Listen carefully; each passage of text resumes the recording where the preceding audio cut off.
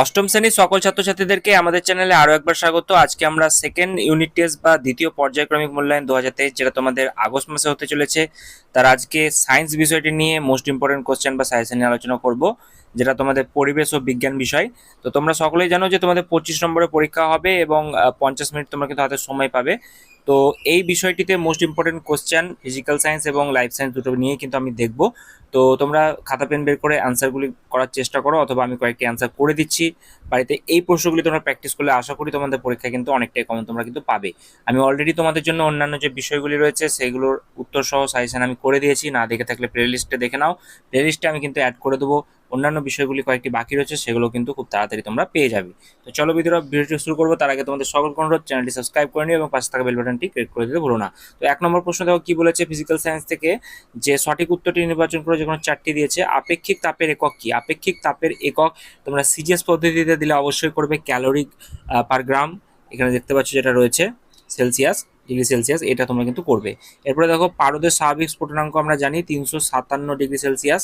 এরপরে চলে যাব যে আলুর ক্যাটলেজ হলো কোনটি, বা আলুর যে ক্যাটলেজ সেটাকে কি বলা হয়, সেটা হলো একটি এনজাইম। ঠিক আছে, আলুর যে ক্যাটলেজ সেটা হচ্ছে এনজাইম। এরপর দেখো প্রদত্ত কোনটি তড়িৎ বিশ্লেষ্য। তো তোমরা সকলেই জানো যে এটা কোনটা হবে, আমি এটা নিয়ে বারবার তোমাদেরকে অ্যান্সার করেছি, তো তোমরা এটা অ্যান্সার করবে। তারপরে দেখো বর্জ্য নিরোধক যে মাধ্যম রয়েছে তড়িৎ প্রবাহ, সেই বর্জ্য নিরোধক যে মাধ্যম তড়িৎ প্রবাহে সেটা কি, সেটা হবে অ্যান্সার হবে মাটিতে চলে যায়। তো এটা অ্যান্সার হয়ে যাবে মাটিতে চলে যায়। এরপর দেখো ঝালাইয়ের কাজে ব্যবহৃত হয় অ্যাসিটিলিন, তোমরা সকলেই দেখেছো নীল রঙের একটা কিন্তু সেখানে ঝালাইয়ের কাজে যেটা ব্যবহৃত হয় সেটা হচ্ছে অ্যাসিটিলিন, তোমরা সকলেই করবে। তো এরপরে দেখো 2 নম্বরে যেটা বলেছে যে যে কোনো 3টি প্রশ্ন উত্তর দিতে হবে। 1 নম্বর প্রশ্ন বলেছে যে ইগলু দিয়ে বরফ বানানো হয়, তার কারণ কি? তো বরফে, এটার আনসারটা আমি কিন্তু তোমাদেরকে এর আগের ভিডিওতেও বলেছিলাম। এরপর দেখো গ্যালভানাইজেশনে লোহার প্রলেপ দেওয়া হয়, এটা সত্য। এরপর বলেছে আমি একটি জারক অ্যাসিড যা অম্লজান প্রস্তুতে ব্যবহৃত হয়, আমি কি? এখানে জারকটা অ্যান্সার হবে নাইট্রিক অ্যাসিড। ঠিক আছে, নাইট্রিক অ্যাসিড।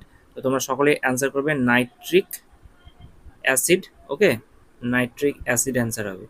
এরপরে চলে যাব নেক্সট প্রশ্নে, কি বলেছে সোনার প্রলেপ দিতে হলে তড়িৎ বিশ্লেষ্য পদার্থ রূপে কি ব্যবহৃত হয়। তো এটা হবে পটাশিয়াম অ্যারোসায়ানাইড এর জলীয় দ্রবণ। ঠিক আছে, পটাশিয়াম অ্যারোসায়ানাইড এর জলীয় দ্রবণ। এরপরে চলে যাব, দেখো এই প্রশ্নটা কিন্তু আমি তোমাদেরকে এর আগের ভিডিওতেও করেছিলাম। তো সেকেন্ড ইউনিট টেস্ট তোমরা যারা 2022 সালে পরীক্ষা দিয়েছো, তো তাদেরকেও আমি একই প্রশ্ন দিয়েছিলাম, সেটাও কিন্তু তোমরা কমন পেয়েছিলে। 2023-এর ক্ষেত্রেও এটা কিন্তু তোমাদের ইম্পর্টেন্ট রয়েছে, এটা তোমাদের বই থেকে তোমরা কিন্তু করে নিও। এরপরে চলে যাবো 3 দাগের প্রশ্নতে, কি বলেছে দেখো এখানে, যে কোনো বস্তুর যে উষ্ণতা, সেই উষ্ণতা বৃদ্ধির জন্য প্রয়োজনীয় তাপ কি কি বিষয়ের উপর নির্ভর করে। কোনো বস্তুর উপর উষ্ণতা বৃদ্ধির জন্য প্রয়োজনীয় তাপ কি কি বিষয়ের উপর নির্ভর করে, এই প্রশ্নটি তোমরা 2 নম্বরের করবে, যে কোনো একটি দিয়েছে। তারপরে দেখো 1 কেজি জলের 1 কেজি যে ভর, সেই 1 কেজি ভরের জলে 100 ক্যালোরি তাপ দিলে জলের তাপমাত্রা কত বৃদ্ধি হতে পারে। এই দুটোর মধ্যে একটা কিন্তু তোমাদের কমন পাবে। এরপরে দেখো 3-4টি বাক্যে উত্তর দাও, এগুলো কিন্তু একটু বড় প্রশ্ন।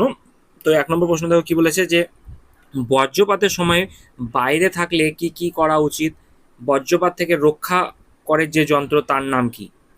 ঠিক আছে, এবার দেখো জারণ বিজারণ একসঙ্গে ঘটে, একটি উদাহরণ সহ ব্যাখ্যা দাও। এবার দেখো চুনের জলীয় দ্রবণ তড়িৎ পরিবহন করে কেন, অ্যানোড কাদা কি, এগুলো তোমাদেরকে অ্যান্সার করতে হবে। এরপর তড়িৎ বিশ্লেষ্য পদার্থ ও তড়িৎ অবিশ্লেষ্য পদার্থের মধ্যে 3টি পার্থক্য। তো এই প্রশ্নগুলি তোমাদের সাজেশন ভিত্তিক প্রশ্ন, এগুলো তোমরা কিন্তু অবশ্যই করবে, এখান থেকে কিন্তু কমন পাবে। এরপরে চলে যাবো আমরা লাইফ সায়েন্স পার্টে। তো দেখো ব্ল্যাক ডেথ কাকে বলে।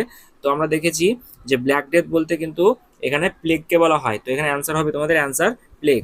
একটি মাইনর কার্ভ কোনটি? তো এখানে মাইনর কার্ভ হচ্ছে বাটা। ঠিক আছে, এরপর দেখো নিড়ানি যন্ত্রের সাহায্যে কি নিড়ানি যন্ত্রের সাহায্যে কি করা হয়। তো নিড়ানি যন্ত্রের সাহায্যে, তোমরা যারা গ্রামের দিকে আছো তোমরা অনেকে হয়তো জানো যে নিড়ানি হলো চাষের কাজে ব্যবহৃত এক ধরনের যন্ত্র, যার সাহায্যে কিন্তু জমি থেকে আগাছা তুলে ফেলা হয় আর মাটি আলগা করা হয়। এটাই হচ্ছে নিড়ানি যন্ত্রের কাজ।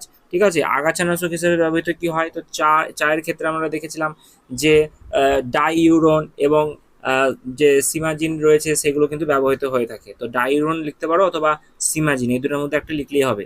ওকে, তারপরে চলে যাব আমরা বড় প্রশ্নে। দেখো কি বলেছে, যে 3-4টি বাক্যে উত্তর দিতে বলেছে। ম্যালেরিয়া উপসর্গগুলি কি কি, সংক্রামক মহামারী কাকে বলে। হ্যাঁ, এই দুটো প্রশ্ন কিন্তু অ্যান্সার একসঙ্গে করবে। এরপর দেখো ধান চাষের পর্যায়ক্রমিক ধাপগুলি কি কি রয়েছে। তারপরে প্লিকোরাস কি কাজে ব্যবহৃত হয়, এটাও ইম্পর্টেন্ট। তারপর দেখো নিবিড় মিশ্র মাছ কাকে বলে, এক প্রকার মাছ চাষের সুবিধা কি, এই প্রকার যে মাছ চাষ রয়েছে নিবিড় মিশ্র মাছ চাষ তার সুবিধা কি।